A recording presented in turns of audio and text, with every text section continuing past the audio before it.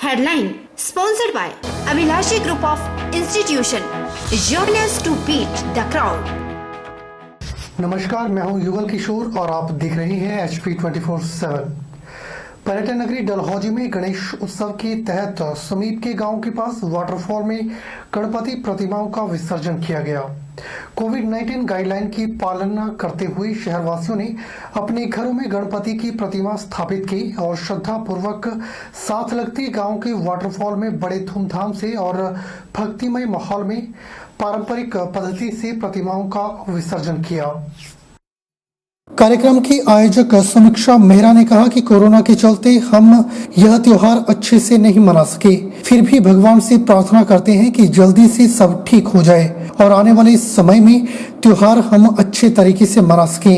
वहीं पार्षद वंदना चड्ढा ने गणपति विसर्जन की डलहौजी वासियों को बधाई देते हुए कहा कि डलहौजी वासियों ने कोविड-19 की गाइडलाइंस की पालना करते हुए आज बड़ी हर्षोल्लास के साथ इस त्योहार को मनाया और आज गणपति को विसर्जित किया गया। गणपति बप्पा मौर्या, आज हम यहाँ पर विसर्जन के लिए आए हुए थे गणपति जी के। Due to corona as we know कि हमारे यहाँ पे इतनी अच्छे से तो नहीं हो सका, पर फिर भी विघ्नहर्ता ने सब विघ्न हर ले। यही हम चाहेंगे कि जो भी आगे वाला समय आए उसमें हम हंसते खेलते हुए ये सारे त्यौहार ऐसे ही मनाएं और उल्टा धूमधाम से मनाएं। इस शुभ अवसर के ऊपर पूरे डलहौजी वासियों ने बड़े बढ़ चढ़कर जो गणेश जी की मूर्ति की स्थापना जीपीओ मंदिर में करी थी, आज उन्हीं के शुभ हाथों से पंडित जी के और सारे डलहौजी वासियों के साथ मिलकर आज उस गणपति जी का विसर्जन हुआ है, जिसकी हम सबको बहुत बहुत बधाई।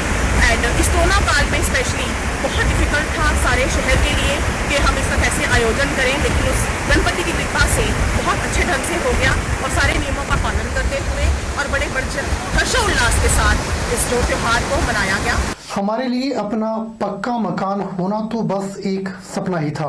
अगर मुख्यमंत्री आवास योजना से अब ये सपना साकार हो गया है। मंडी जिला के विकास खंड द्रंग की कुन्नू पंचायत के श्रृंगार गांव की गायत्री देवी ये कहते हुए मुख्यमंत्री जयराम ठाकुर का बार बार आभार जताती हैं। गायत्री देवी ने कहा कि हमारे पास मकान के नाम पर बस एक कमरा था, उसकी भी छत टपकती थी। मैं अपने 3 बच्चों के साथ इसी में रहती थी। बारिश में कमरे के अंदर बाहर पानी भर जाता था, तब एक एक पल काटना भी भारी लगता था। मुख्यमंत्री आवास योजना से केवल सिर पर छत ही नहीं, हमें सम्मान के साथ जीने का भी हक मिला।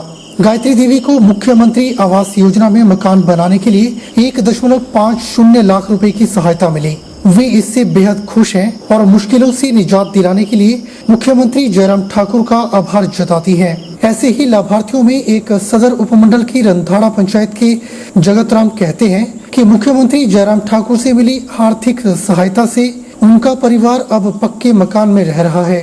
पहले 2 कमरे के कच्चे मकान में जैसे तैसे जीवन गुजर बसर चल रहा था। बारिश में तो जीना और भी मुहाल हो गया था, पर अब उनका परिवार बेहद खुश है और हिमाचल सरकार का दिल से आभारी है। बाकी मैं जो एकल महिला हूँ, मेरा पति जो 10 सालों से लापता है और मेरे पास कोई भी नहीं, 3 मेरे बच्चे हैं और मैंने जो है उन बच्चों का पालन पोषण बहुत मुश्किल से किया, क्योंकि मेरे पास कोई चारा नहीं था कि मैं उनका पालन पोषण कर सकूं, क्योंकि पति है ही नहीं था, बुजुर्ग कोई भी नहीं थे, बड़ी भारी मुश्किल थी।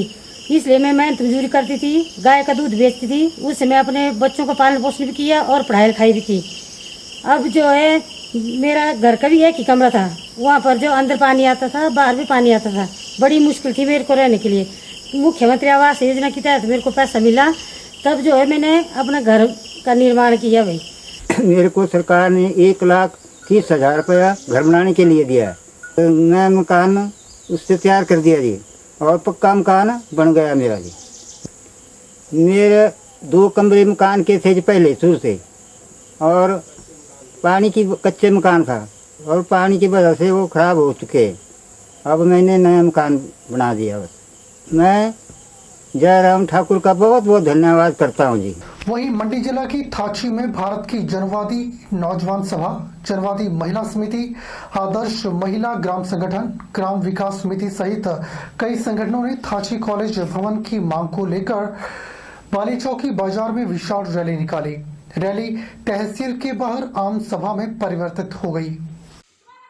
नौजवान सभा जिला अध्यक्ष महेंद्र राणा, आदर्श महिला ग्राम संगठन थाची प्रधान शकुंतला व जनवादी महिला समिति राज्य उपाध्यक्ष जयवंती ने संबोधित किया।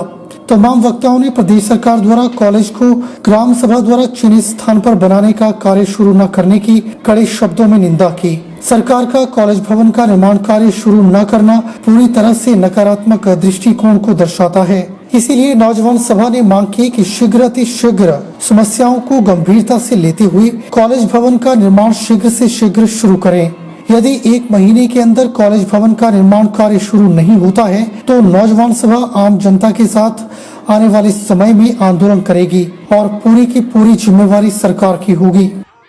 और प्रदेश सरकार से एक ही मांग करते हैं कि जो ग्राम पंचायत द्वारा और वहाँ की जनता द्वारा तय जमीन है वहाँ पर अगर आने वाले समय के अंदर समयबद्ध तरीके से उस कॉलेज भवन के निर्माण की अधिसूचना नहीं जारी की गई तो संघर्ष तेज होगा। उसके जिम्मेवार प्रशासन और प्रदेश सरकार होगी। हमारी एक ही मांग है कि जनहित में उस भवन का निर्माण अतिशीघ्र किया जाए। ये चौथी बार यहाँ पर धरना प्रदर्शन है। हमारा प्रदेश सरकार और प्रशासन से अनुरोध है कि इस कार्य को जो है तुरंत किया जाए, थाची कॉलेज भवन का निर्माण तुरंत किया जाए, अन्यथा जो है ये आंदोलन उग्र रूप धारण करेगा और इसके लिए प्रदेश सरकार और प्रशासन खुद जिम्मेवार होगा। जो थाची का कॉलेज भवन है उसका निर्माण शीघ्र अतिशीघ्र वहाँ किया जाए। जो ग्राम सभा ने पहले ही जगह दी हुई है और बेकायदा इंतकाल हो चुका है, इसलिए तमाम जन संगठन ये मांग करते हैं कि प्रदेश सरकार शीघ्र अतिशीघ्र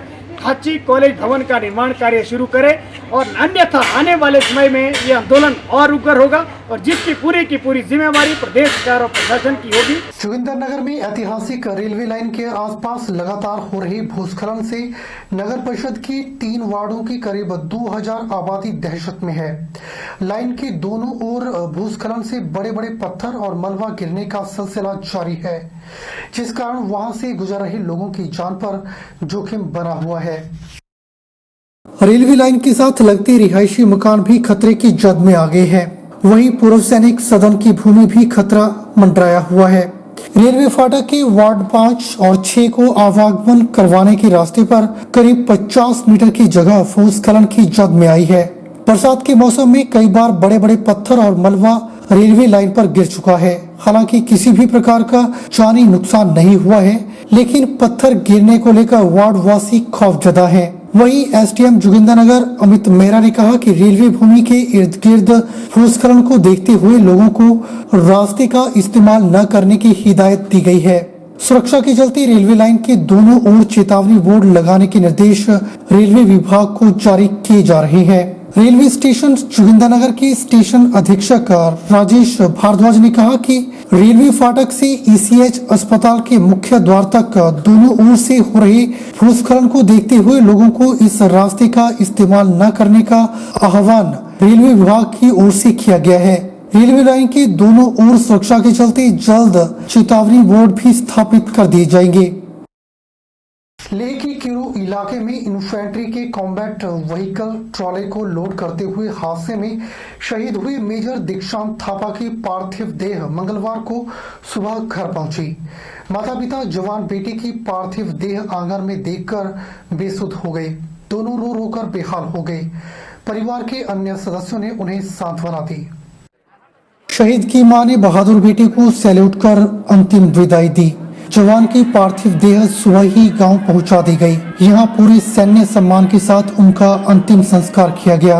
उल्लेखनीय है कि कैप्टन थापा जिला कांगड़ा के कंदरोड़ी के रहने वाले थे। उनकी मां हाउस वाइफ हैं और पिता मैकेनाइज इन्फेंट्री से रिटायर होकर अब कर्नाटक में सेना में डीएससी में तैनात हैं। कंदरोड़ी में मकान बनाने से पहले पूरा परिवार धर्मशाला के योल कैंट में रहता था। दीक्षांत थापा ने चंडीगढ़ ग्रुप ऑफ कॉलेजेस से बीटेक की थी। पहली बार में ही एसएसपी क्लियर किया था। जानकारी के अनुसार कैप्टन थापा का अंतिम संस्कार कंदरोड़ी में ही किया गया। भारत माता के, भारत माता के। बुलेटिन में फिलहाल वक्त हो चला एक छोटे से ब्रेक का। ब्रेक के बाद तुरंत हाजिर होते हैं।